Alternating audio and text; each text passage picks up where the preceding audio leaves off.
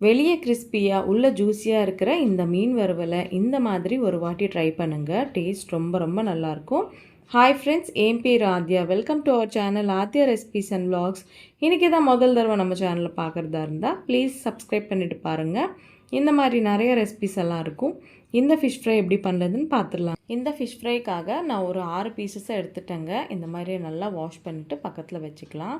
இப்போ ஒரு பிளேட்டில் ஒரு 1/2 ஸ்பூன் அளவுக்கு மஞ்சள், 1/2 ஸ்பூன் அளவுக்கு சால்ட்டு, 2 ஸ்பூன் அளவுக்கு மிளகாய்த்தூள், 1 ஸ்பூன் மல்லித்தூள் போட்டுக்கணும், 1/2 ஸ்பூன் சீரகத்தூள், 1 ஸ்பூன் அளவுக்கு கரம் மசாலா, 1/2 ஸ்பூன் பெப்பரை போட்டுட்டு 1 ஸ்பூன் இஞ்சி பூண்டு பேஸ்ட்டை போட்டுட்டு இதுலேயே 1 ஸ்பூன் எண்ணெயை போட்டுட்டு ஒரு பாதி எலுமிச்சை பழம் இந்த மாதிரி ஜூஸை எடுத்துகிட்டு போட்டணும்.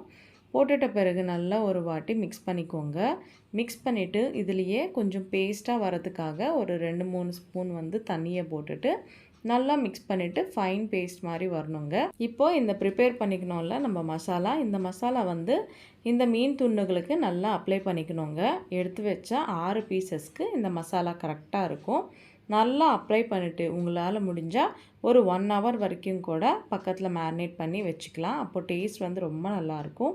இல்லைனா மினிமம் ஒரு 1/2 மணி நேரமாவது மூடியை போட்டுட்டு பக்கத்தில் வச்சுக்கணுங்க. இந்த மாதிரி செஞ்சிங்கன்னா ஃபிஷ் ஃப்ரை ரொம்ப டேஸ்டியாக இருக்கும் சாப்பிட்றம்போது.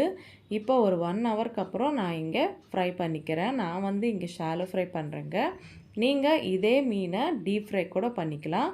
ஷாலோ ஃப்ரைக்காக இந்த தோசை பேன் இருக்குல்ல, அதில் ஒரு 5-6 ஸ்பூன் எண்ணெயை போட்டுட்டு ஒரு பீசஸாக எத்தனை அதில் கரெக்டாக இருக்குமோ அத்தனை பீசஸ் போட்டுட்டு ஒரு 2-3 நிமிஷத்துக்கு அப்புறம் இந்த மாதிரி டேர்ன் பண்ணிக்கினேன்.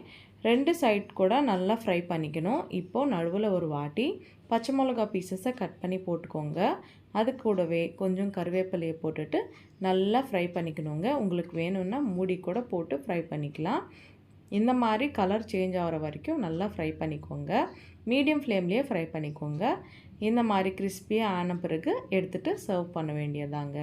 அவ்வளோதாங்க, ரொம்ப சிம்பிளாக ஆயிடுச்சுல்ல ஃபிஷ் ஃப்ரை. நெக்ஸ்ட்டு மீதி இருக்கிற பீசஸை கூட இந்த மாதிரியே ஃப்ரை பண்ணிக்கோங்க. அவ்வளோதாங்க, சுட சுட இந்த மீன் வறுவலை சாப்பிட்டு பாருங்கள்.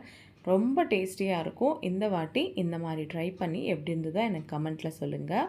நம்ம சேனலில் இந்த மாதிரி மீன் குழம்பு கூட இருக்குங்க. அந்த வீடியோ லிங்க் இந்த வீடியோ டிஸ்கிரிப்ஷனில் கொடுக்குறேன். பார்த்து நீங்களும் ட்ரை பண்ணுங்கள். இந்த வீடியோ உங்களுக்கு பிடிச்சிருக்குன்னு பிடிச்சா லைக் பண்ணுங்கள். உங்கள் ஃப்ரெண்ட்ஸ் அண்ட் ஃபேமிலிக்கு ஷேர் பண்ணிவிட்டு இந்த மாதிரி நிறைய ரெசிபீஸ்க்காக நம்ம சேனலை சப்ஸ்கிரைப் பண்ணிக்கோங்க. அது வரைக்கும் சைனிங் ஆஃப் உங்கள் ஆத்யா. பாய் பாய்.